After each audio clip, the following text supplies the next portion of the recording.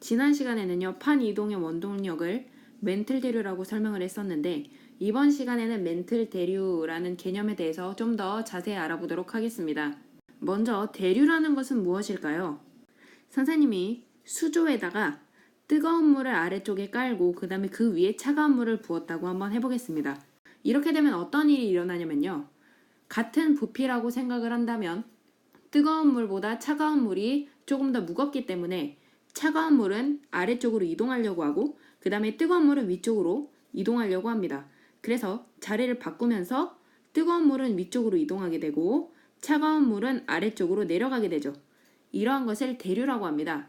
멘틀은요, 고체 상태의 물질이지만 아래쪽에 있는 하부 멘틀, 연약권에 해당하는 부분은 부드러운 크림 형태로 되어 있으면서 유동성을 가지고 있다고 얘기했었습니다. 그렇게 부드러운 크림 형태로 움직일 수 있는 상태이기 때문에 상대적으로 열을 많이 받는 곳에서는 멘틀이 위로 상승하게 됩니다. 그렇게 상승한 멘틀 중에서 일부가 밖으로 이렇게 튀어나오게 되면 그게 곧 화산 활동이 되는 거고요. 그렇게 튀어나온 마그마가 밖으로 나가면서 주변에 굳게 되면 새로운 지각을 형성하게 되는 것이고, 그렇게 새롭게 만들어진 지각은 기존에 있던 양쪽 판을 양쪽으로 밀게 되는 거라고 얘기했었습니다. 그래서 정리하면요, 멘틀이 상승하는 곳에서는 판이 생성되게 되고 그러면서 판이 양쪽으로 확장된다고 이야기했었습니다.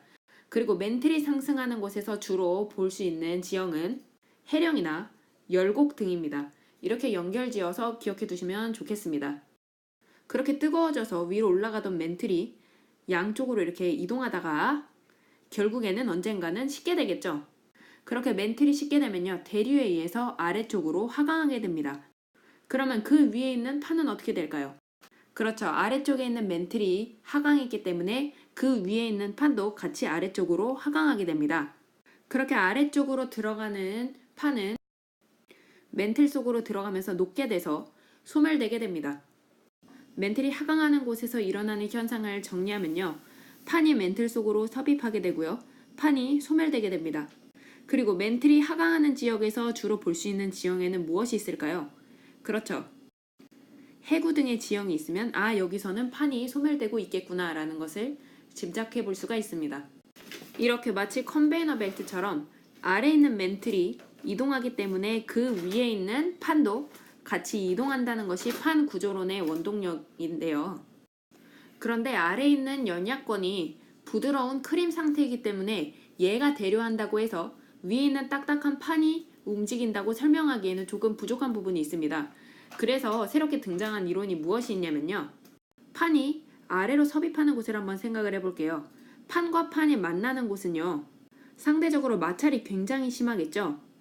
그렇기 때문에 더 무거운 판이 아래쪽으로 내려갈 때 이렇게 부드럽게 쑥 내려가는 것이 아니라요, 앞에 있는 땅과의 마찰 때문에 판이 조금 내려갔다가 멈추고 조금 내려갔다 멈추고 조금 팍 내려갔다 멈추고 이렇게 조금씩 앞으로 떨어지면서 내려가게 됩니다. 그러면 그러는 과정에서 무슨 일이 발생하냐면 아래로 조금씩 내려가게 되면 그 뒤에 있던 판을 앞으로 잡아당기게 돼요. 그리고 그 다음번에 떨어질 때 또 그 전에 있던 판을 좀 더 밑으로 이렇게 확 잡아당길 수 있게 되겠죠.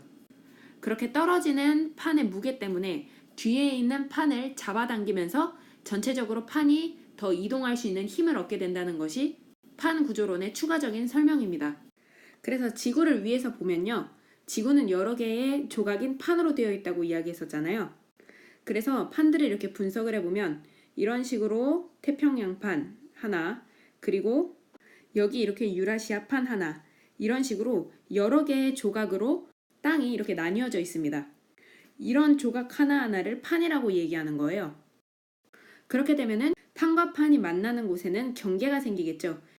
이러한 곳을 판의 경계라고 이야기합니다. 그런데 이러한 판의 경계에서는요, 왼쪽의 그림에서 보시다시피 판의 경계에서는 지진과 화산이 많이 발생합니다. 그 이유를 생각해보면 지난 시간에 선생님이 판의 경계의 종류에는 세 가지가 있다 했었죠.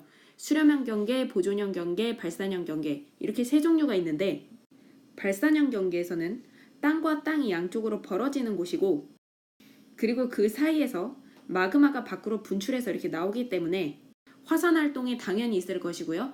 화산이 밖으로 튀어나오는 과정에서 지진이 발생하게 됩니다. 그리고 수렴형 경계에서는요, 땅과 땅이 만나는 곳이라고 했죠. 그래서 판과 판이 만나는 곳이니까 당연히 마찰이 있을 것이고 그로 인해서 지진과 화산이 발생할 수 있다고 얘기했었습니다.